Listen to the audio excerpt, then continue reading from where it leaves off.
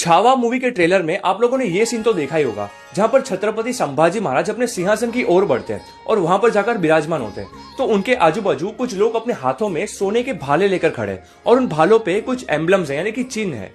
तो डायरेक्टर की इन सारी डिटेलिंग्स की वजह से इस सीन को बिल्कुल ही अप्रिशिएट करना बनता है, क्योंकि अगर हम हिस्टोरिकल अकाउंट्स को देखें तो जब छत्रपति शिवाजी महाराज का रायगढ़ के किले पर राज्याभिषेक हुआ, तब हेनरी ऑक्जेंडर नाम का एक ब्रिटिश अधिकारी भी वहां पर आया हुआ था। तब उसने जब छत्रपति शिवाजी महाराज का वो शानदार सोने का सिंहासन देखा, तब उसकी सारी डिटेल्स उसने अपनी डायरी में नोट करके लिखी। तो हेनरी कहता है कि जब छत्रपति शिवाजी महाराज उस रत्न जड़ित और उस शानदार सोने के सिंहासन पर विराजमान हुए, तब उनके आजू बाजू कुछ सोने के भाले थे और उन सारे भालों पर उनके राज्य के कई एम्बलम्स थे, यानी कि चिन्ह थे।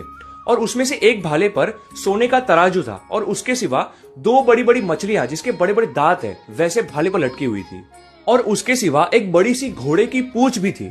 तो सोने का तराजू महाराज के राज्य की न्याय व्यवस्था यानी कि उनकी जुडिशरी सिस्टम को दर्शाता है, और मछली का चिन्ह ये पोर्ट्रे करता था कि इस राजा का वर्चस्व समुद्र तक भी पहुंच चुका है। और हम सब जानते हैं कि छत्रपति शिवाजी महाराज को भारतीय नौसेना दल का जनक माना जाता है, यानी कि the father of Indian navy.